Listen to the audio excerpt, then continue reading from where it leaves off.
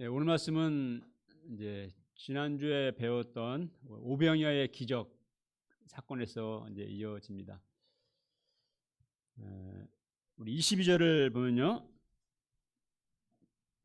식사가 이제 빈드렛의 식사가 오병이어의 기적의 식사가 끝난 이후에 예수님은 제자들을 재촉해서 배에 태워 먼저 건너편으로 가게 하시고, 그리고 무리들을 보내십니다.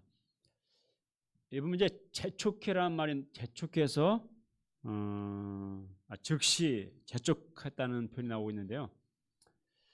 왜 이렇게 재촉하셨을까요? 단지 해가 저물기 때문일까요? 요한복음 본문에 보게 되면은 그 이유를 알 수가 있습니다. 그러니까 오병의 놀라운 기적을 경험한 무리는 예수님을 자신들의 왕을 삼고자 했습니다. 그러니까 항상 참 먹고 사는 문제가 옛날에 얼마나 힘들었어요. 그냥 오병이어로 5천 명을 막 먹이신 예수님 능력을 체험하니까 이 무리들이 눈이 들어온 거죠. 야, 이분 우리의 왕으로 삼아야 되겠다. 요한복음 표현에 보게 되면은 억지로 붙들어 임금으로 삼으려는 줄을 아시고라고 기록하고 있습니다. 그래서 예수님은 이제 급히 배를 타고 제자들을 건너편으로 가게 하시고 무리들을 해산시키시고 또 기도하러 산으로 가십니다.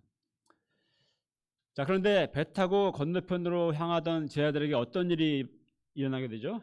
24절을 읽겠습니다. 시작.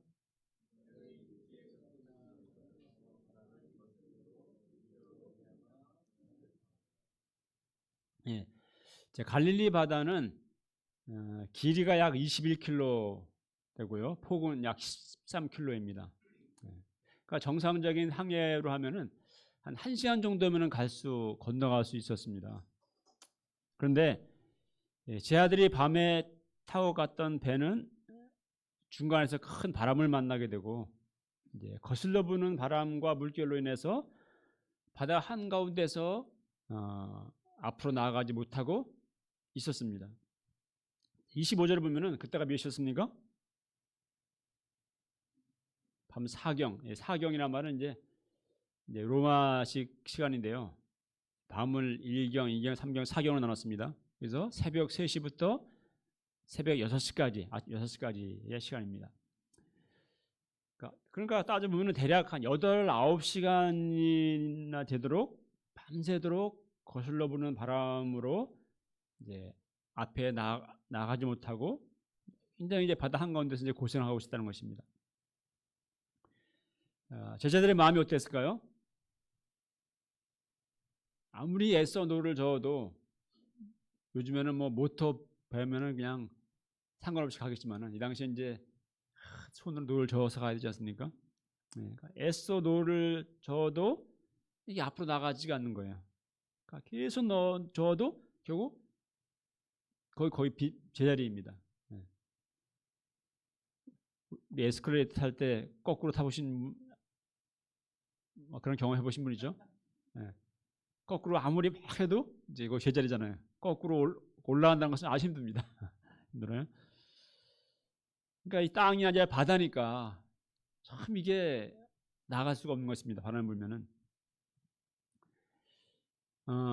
그렇게 밤 12시가 되고 새벽 2시, 3시가 지나고 이제 지치고 노저울 힘도 이제 다 빠져버리고 이제 앞으로 나갈 수도 없고 또 이제와 뒤로 돌아갈 수도 없는 정말 죽을 지경인 것입니다. 예수님이 가라고 재촉하셔서 배를 타고 떠난 것인데 어떻게 이런 고생을 하고 있단 말인가. 주님이 정말 원망스럽게 됐을 것입니다. 아무리 애써도 나아지지는 않고 또 제자리인 몸과 마음을 지치고 또 바다 한가운데서 고난당하고 있는 제자들의 처지를 보면서 지금 나의 모습이, 나의 처지가 이와 같다 하는 생각이 아마 드는 분도 있을 것입니다. 열심히 공부하고 애쓰지만 성적은 제자리일 때가 있습니다. 또 날마다 최선을 다해 직장 생활하고 또 가정을 지키고자 애쓰고 또 자녀들의 신앙을 위해 애쓰지만 또 제자리인 것 같습니다. 청년 복음 역사를 위해서, 청년 복음 역사의 부흥을 위해서 이렇게도 해보고 저렇게도 해보고 애쓰지만 잘 나아지지가 않는, 때로는 제자리인 것 같은 걸 모습을 볼 때 지치고 낙심됩니다. 광풍 사건 때처럼 예수님이라도 옆에 계시면은 뭔가 도와주실 것 같은데, 주님은 저 바다 건너편에 멀리 계십니다. 자신들은 바다 한가운데 고립되어 있고 나를 도우러 와줄 수 있는 이는 아무도 없습니다. 그러나 이런 가운데, 이렇게 바다 한가운데 고립되어 있고 나갈 수도 없고 역풍 가운데 참 고생하고 있는 제 아들에게 예수님이 찾아오십니다. 자, 마가복음에 보면요, 예수님은 제 아들이 고생하는 것을 보셨다고 되어 있어요. 보고 계셨다. 이게 실제 눈으로 봤을지, 이거는 뭐 학자들의 많은 그런 서로 얘기하기도 하지만은, 근데 이게 그 먼 거리에 한밤중에 캄캄한 밤이라면은 저 바다 한가운데 조그만 배에서 몇 명 있는 모습이 아마 보이지 않았을 것 같습니다. 어쨌든 나홀로 예수님은 그들을 이제 보셨다는 거예요. 고생하고 있는 모습을. 나홀로 바다 한가운데 방치된 것 같고, 나의 고난 당함을 아는 사람은 아무도 없는 것 같고, 또 주님조차 나를 잊고 또 방관하신 것 같을 그때, 그럴 때 있지 않습니까? 그러나 주님은 나를 지켜보고 계신다는 것입니다. 더 이상 노절 힘조차 다 빠져버린 그때, 또 소망이 없다고 생각하는 그 밤 사경에 주님은 또 그런 우리를 찾아오십니다. 예수님은 어떻게 제 아들에게 오셨습니까? 어떻게 오셨죠? 급히 보트를 빌려 타고 그냥 뱃사공을 구해서 오셨습니까?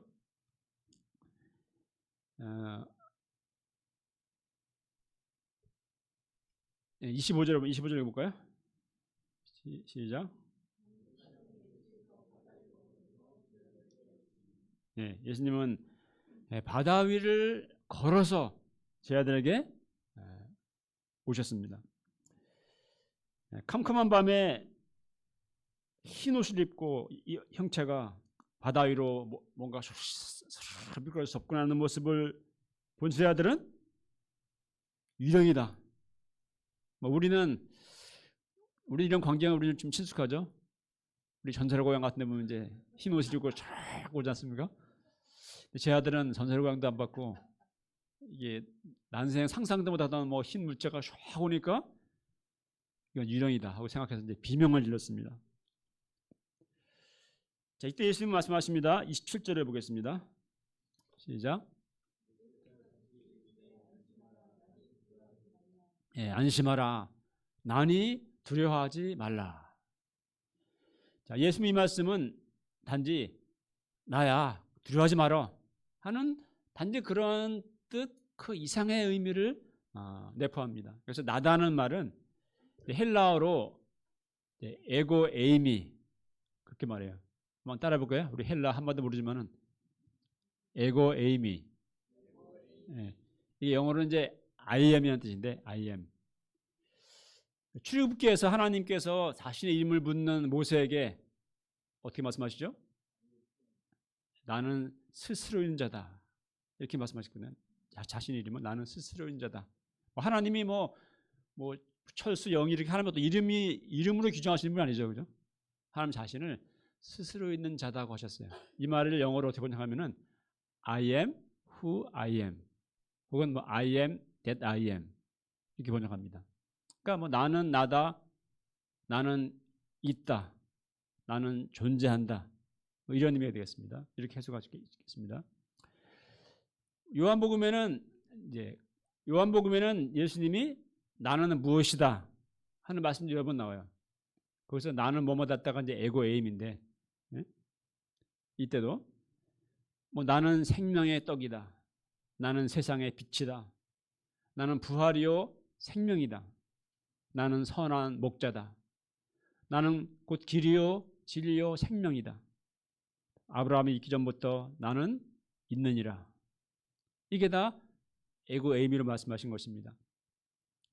자, 물 위로 걸어오셔서 나다고 하시는 예수님은 바로 자신이 창조주 하나님이심을, 또 아브라함이 있기 전부터 계셨던 주님이심을, 또 언제 어디에서나 계시는 주님이심을, 그들이 바다 한가운데 고립되어 있을지라도 그들에게 물을 건너 찾아오시는 주님이심을 말해 줍니다.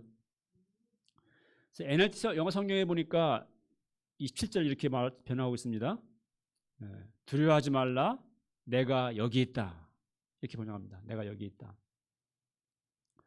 그렇습니다. 인생의 바다 한가운데서 홀로 버려진 것 같을 때 예수님은 말씀하십니다. 두려워하지 말라, 내가 여기 있다. 물 위를 걷는다는 것은 과학적으로 이성적으로는 불가능한 일입니다. 그죠? 그러나 오직 하나님은 가능합니다. 무디는 이렇게 말했습니다. 창세기 1장 1절을 믿으면 성경의 모든 기적을 우리 믿을 수가 있다. 물 위를 걸어서 제 아들에게 오신 예수님은 누구십니까? 이 놀라운 기적을 보았던 제 아들은 3절에서 이렇게 주님께 절하며 고백합니다. 진실로 하나님의 아들이로소이다. 예수님은 하나님의 아들이십니다. 지금 인생의 바다 한가운데서 밤새 노를 졌지만 제자리 걸음인 것 같은 또 그런 분이 있습니까? 나의 힘으로는 더 이상 아무것도 할 수가 없고 몸과 마음이 지쳐서 나아갈 힘도 용기도 다 빠져버리고 누구의 도움도 바랄 수 없는 막막감 가운데 있습니까? 그러나 우리 예수님은 물 위를 걸어서 나에게로 찾아오실 수 있는 그러한 주님이십니다. 우리 암양 개척기 때 우리 목자님들 아시겠지만은 세대에 있던 건물에서 갑자기 나가라고 했을 때 우리는 정말 작은 보증금 위에 돈이 없었고 또 이것으로는 주위에 예배처를 구할 수도 또 장소도 없었습니다. 이거 정말 길바닥에 앉아야 되는가 이런 상황이었습니다. 바다 한가운데 있는 것 같았습니다. 막막했습니다. 근데 그때 한 학사 자매님이 그때 1,000만 원 큰 돈이었습니다. 2002년인가 1년. 그때 헌금하는 전혀 예상치 못했던 기적 같은 일이 일어났습니다. 그래서 지금 이곳을 예배처로 근데 뭐 돈뿐만 아니라 예배 장소 자체가 없었어요. 제가 막 들어봐 다녀봤는데 이 주위에 뭐 교회라면은 다 싫어하고 뭐 넓은 데는 뭐 엄두도 못 내고 근데 이곳 예배처가 있었습니다. 장소가 우리를 위해서 예배하신 물질이 풍족한 자매도 아니었고 헌금하자고 제가 광고한 것도 아니었는데 어떻게 그런 소원을 가졌는지 좀 신기합니다. 주님이 하신 것 같습니다. 그렇게 주님은 바다 한가운데 있던 저에게 찾아오셨습니다. 제 인생에서도 홀로 바다 한가운데 있는 것처럼 그와 같은 절망의 밤들이 있었습니다. 그래서 내 인생은 망한 것 같았고 앞으로 나아갈 힘도 소망도 없었습니다. 그러나 주님은 물 위를 건너서 저에게 찾아오셨고 저를 구원해 주셨습니다. 누가 주님이 물 위를 걸으리라고 제 아들이 상상이나 했겠습니까? 그러나 예수님은 그렇게 우리를 찾아오십니다. 시편 121편 1, 2절에서 이렇게 말합니다. 내가 산을 향하여 눈을 들리라. 나의 도움이 어디서 올까? 나의 도움은 천지를 지으신 여호와에게서로다. 한번 읽어봅시다. 시작. 내가 산을 향하여 눈을 들리라. 나의 도움이 어디서 올까? 나의 도움은 천지를 지으신 여호와에게로서로다. 그러므로 우리는 낙심하지 말아야 하겠습니다. 나의 고난당함을 보고 계시며 또 주님의 때에 바다 위를 걸어서 내게로 찾아오실 주님을 믿고 소망하고 또 기도해야 하겠습니다. 예수님은 나를 바다 한가운데 홀로 버려두지 않으실 것입니다. 주님은 절망의 밤에 어둠을 뚫고 물 위를 걸어서 나에게도 찾아와 주실 것입니다. 유령이 아니라 예수님이라는 것에 제 아들은 안도하면서도 또 너무나 정말 충격적으로 놀랐을 것입니다. 바다 위를 걸어서 오시다니 어떻게 그럴 수가 있단 말인가. 이렇게 다들 그냥 거의 정신 나가서 놀라고 있는 상황에서 베드로는 어떤 말을 하죠? 28절을 읽어보겠습니다. 시작.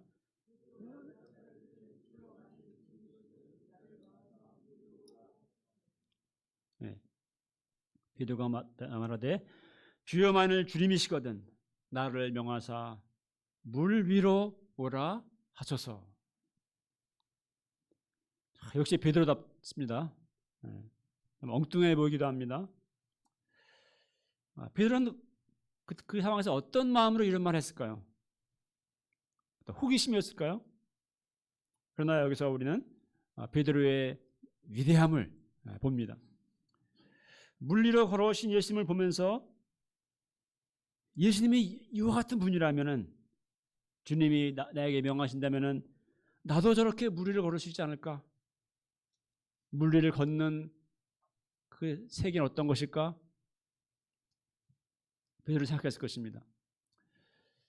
우리는 성경에서 하나님이 행하신 놀라운 기적, 믿음의 역사들을 배우고 은혜를 받습니다. 또 우리 많은 이들의 믿음의 사람들의 소감과 간증을 들으면서 살아계신 하나님을 체험한 그 놀라운 이야기들을 들으며 우리는 감동을 받습니다. 하지만 그때 그 감동받은 은혜는 그때로 끝나고, 또 말씀과 끝나고 간증이 끝나고 책을 보면 우리는 다시 현실로 돌아오죠. 우리는 그저 안전한 배 안에 손만 머물고 있다 합니다. 근데 베드로는 그렇지 않았던 것입니다. 베드로는 예수님은 나도 주님처럼 물 위를 걷고 싶습니다 하는 베드로에게 지금 네가 장난하냐? 이렇게 하지 않으십니다. 요즘 어떻게 하시죠? 나로 물 위를 오라 하소서 할 때 오라. 예수님은 그래 와라 하십니다. 주님은 믿음으로 시도하는 우리의 도전에 대해서 제가 왜 무모하게 저러냐, 왜 저렇게 오버하냐 이렇게 하지 않으십니다. 그 믿음의 영적 소원인 믿음의 소원, 또 영적인 소원, 도전 정신을 귀하게 기특하게 여기십니다. 베드로는 배에서 내려서 이동치는 물결 위로 발을 내딛습니다. 참 믿음에 도전한다는 것은 쉬운 일이 아닙니다. 배전에 겉에 앉아서 이렇게 발가락만 살짝 담그는 것은 누구나 할 수 있습니다. 하지만 캄캄한 밤에 요동치는 바다 위로 내 체중을 얹어서 발을 내딛는다는 것은 정말 두려운 일입니다. 때로 그것은 목숨을 거는 것 같은 모험입니다. 그러나 믿음은 또 그런 것입니다. 하나님을 믿음으로 깊고 푸른 물 위에 나의 발을 내딛는 것입니다. 갈대아 우르에서 살다 75세 된 아브라함이 내 본토 친정 아버지 집을 떠나 내가 내게 지시할 땅으로 가라 하신 하나님의 말씀에 부르심에 아브라함은 그런 부르심에 믿음으로 순종하여 미지의 땅을 향해서 나아갔습니다. 그래서 우리 히브리서 11장에서 그러지 않습니까? 믿음으로 아브라함은 부르심 받을 때 갈 뻔 알지 못하고 나갔다. 이스라엘 백성은 그러한 믿음으로 물이 갈라지기 시작하는 홍해바다 한가운데로 그들은 걸어 들어갔습니다. 우리 삶에도 그런 경험들이 있지 않나요? 그 믿음으로 말씀에 순종해서 믿음의 발걸음을 내딛었던 적들이 있을 것입니다. 그런 믿음으로 정말 믿음의 도전을 했고, 또 그 믿음으로 결혼도 했고, 또 사명의 땅으로 나왔습니다. 안양 개척을 시작할 때도 저는 몇 동역자들과 함께 그런 믿음으로 안양이란 정말 낯설고 낯설었던 땅에 발걸음을 내딛었습니다. 정말 칙칙하고 어두웠고 무당집이 가득했던 땅이었습니다. 가진 것은 없었고 모든 것은 불확실했습니다. 다만 우리에게는 믿음이 있었습니다. 믿음으로 발걸음을 내딛었을 때 빠져 죽지 않게 하셨고 또 물리를 걷는 믿음의 역사들을 또 체험하게 하셨습니다. 29절을 보십시오. 읽겠습니다. 시작.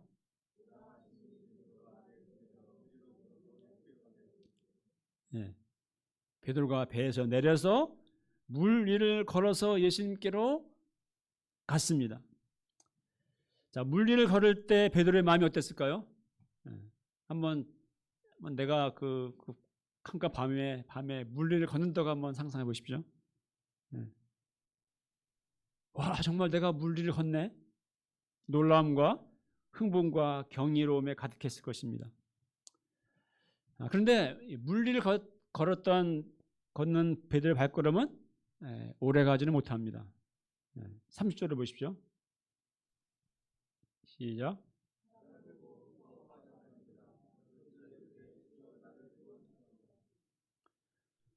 바람을 보고 무서워 빠져가는지라 소리질러 이르되 주여 나를 구원하소서 하니. 자, 베드로는 왜 물에 빠졌을까요? 분명 물 위를 걸었는데 중간에 왜 빠졌을까요? 갑자기 세찬 바람이 휙 부는 순간 베드로는 현실을 보게 됩니다. 요즘 말로 현타 왔다 그러나요? 아니 내가 지금 뭐 하고 있는 거지? 아니 내 발이 지금 물 위에 있잖아. 이거 말도 안 돼. 하고 베드로가 발 아래에 있는 그 검푸는 바닷물을 보는 순간 어떤 마음이 들었을까요? 와, 빠져 죽겠다 하는 두려움이 엄습했고 그 순간 그의 발은 물속으로 쑥 빠져들어갑니다. 우리가 전능하신 하나님을 믿을 때 하나님의 말씀의 권능을 믿고 말씀에 사로잡힐 때 주 예수님만을 바라볼 때 우리는 물 위를 걷습니다. 하지만 마음에서 그 믿음을 잃어버릴 때 예수님을 향한 믿음의 시선을 놓치게 될 때 그리고 현실과 세상과 현실만을 바라보게 될 때 우리는 두려움에 빠지고 바로 물속으로 빠지게 됩니다. 지금 우리는 이와 같은 영적 위기 가운데 있지는 않습니까? 한때 믿음이 충만해서 하나님을 믿음으로 말씀을 믿음으로 물 위를 걸었으나 그 믿음을 잃어버리고 두려움과 의심 가운데 허우적대고 있지는 않습니까? 하지만 주님은 베드로를 꾸짖거나 비난하지 않으십니다. 31절을 보십시오. 시작.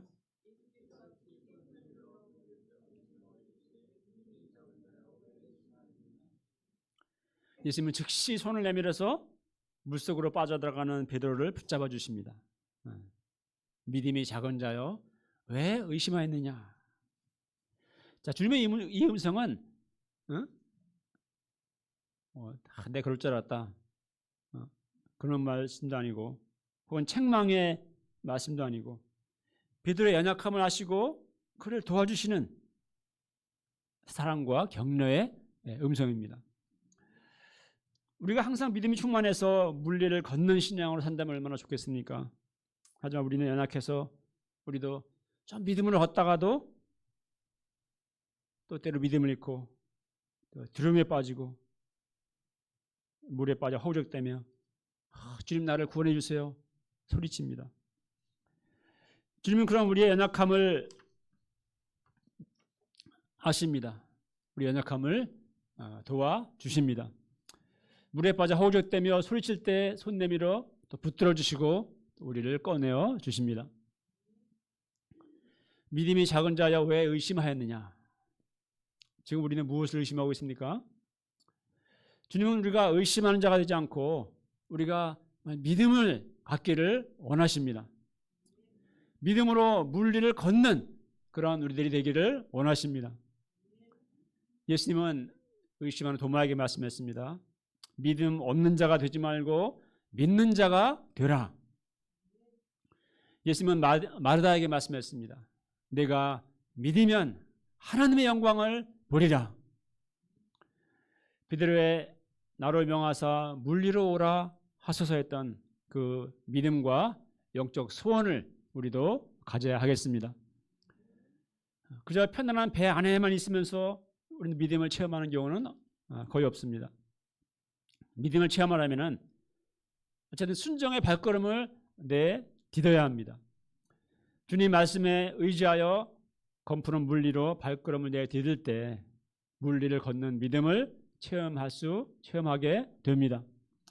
물리를 걷게 하시는 살아계신 하나님을, 주님을 만나게 됩니다. 여름이 지나고 이제 가을 학기가 시작됩니다.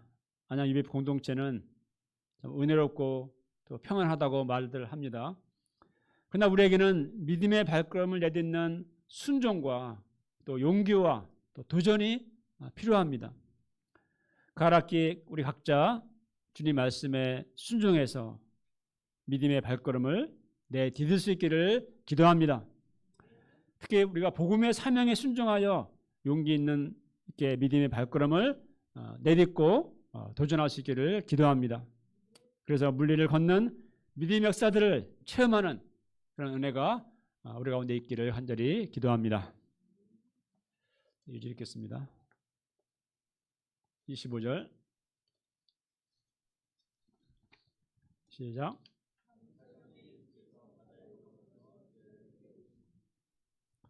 하나님 아버지, 때로 우리가 인생의 항해 가운데서 바다 한가운데 참 고립되고 또 옆으로 나아갈 수가 없고 늘 제자리이고 지쳐 힘들 때, 그러나 우리가 주님을 바라보게 하시고 물리를 건너 찾아오실 주님을 바라보고 소망하고 또 기도하게 하시고 또 우리를 구원하신 주님을 또 체험하는 그런 은혜를 저희 가운데 허락하여 주시기를 기도합니다.